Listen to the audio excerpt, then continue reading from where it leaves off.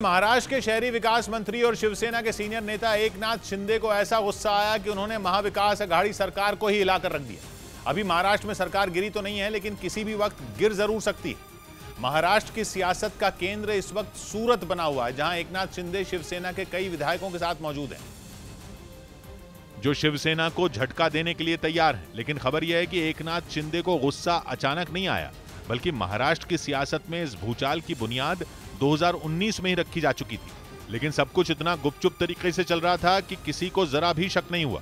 मंगल को महाविकास आघाड़ी का अमंगल बनने वाले शिंदे सोमवार तक उद्धव के साथ थे। रविवार को तो उद्धव के साथ वो एक मंच पर मौजूद रहे थे। शिवसेना की 56वीं वर्षगांठ पर शिवसैनिकों को बधाई दे रहे थे। उद्धव ठाकरे की फोटो उन्होंने खुद अपने ट्विटर अकाउंट पर डाली। देखकर कोई सोच भी नहीं सकता था कि उनके दिमाग में क्या खिचड़ी पक रही है। लेकिन महज 24 घंटों के बाद वो शिवसेना के आधे से ज्यादा विधायकों को लेकर सीधा सूरत पहुंच गए। लेकिन माना जा रहा है कि उनकी बगावत और उनके गुस्से की वजह खुद उद्धव ठाकरे बन गए, क्योंकि 2019 के विधानसभा चुनाव के बाद उनका नाम मुख्यमंत्री पद की रेस में सबसे आगे चल रहा था।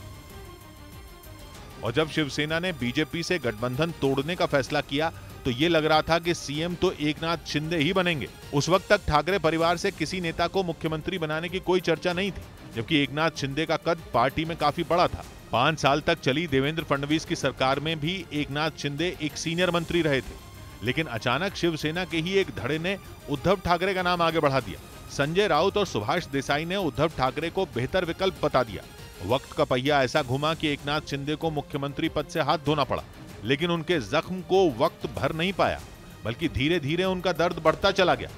खासतौर पर संजय राउत का गठबंधन में बढ़ता कद और आदित्य ठाकरे का सरकार में बढ़ता दखल एकनाथ शिंदे की परेशानी बढ़ाने लगा। दावा यह है कि एक ताकतवर मंत्री होने के बावजूद महाराष्ट्र सरकार में उनके पास ताकत बहुत कम रह गई थी, जिसमें सबसे बड़ी वजह बताई जाती है मुख्यमंत्री का उनके मंत्रालय में दखल। किसी भी बड़े फैसले के लिए उन्हें मुख्यमंत्री की मंजूरी लेनी जरूरी थी। ऊपर से शिवसेना के युवा नेता और उद्धव के बेटे आदित्य ठाकरे भी एकनाथ शिंदे के मंत्रालय में दखलंदाजी करने लगे थे, ऐसे आरोप लगाए गए।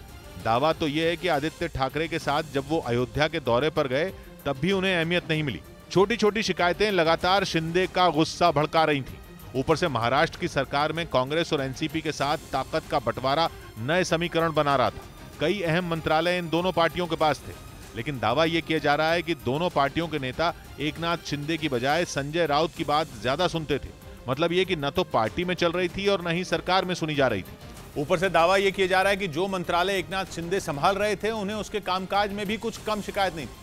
लेकिन कहा जा रहा है कि एकनाथ शिंदे के गुस्से की सबसे बड़ी और सबसे ताजा वजह कुछ और बनी। वो थी राज्यसभा और महाराष्ट्र विधान परिषद के चुनाव। दोनों चुनाव शिवसेना के लिए बेहद अहम थे, जिनमें शिवसेना को झटका लगा। लेकिन खबर है कि एकनाथ शिंदे के गुस्से की वजह चुनावों के नतीजे नहीं, बल्कि चुनावों के लिए बनी शिवसेना की रणनीति। क्योंकि शिवसेना ने दोनों चुनावों की रणनीति बनाने की जिम्मेदारी पार्टी के 2 युवा नेताओं को दे दी। चुनावों में झटका तो लगा ही, एकनाथ शिंदे को यह संकेत भी दे दिया गया कि पार्टी में अब युवा नेताओं का दौर आएगा। कहने को यह घटना भले ही छोटी हो, लेकिन पहले से आहत एकनाथ शिंदे के सब्र का इम्तिहान इस घटना के बाद टूट गया।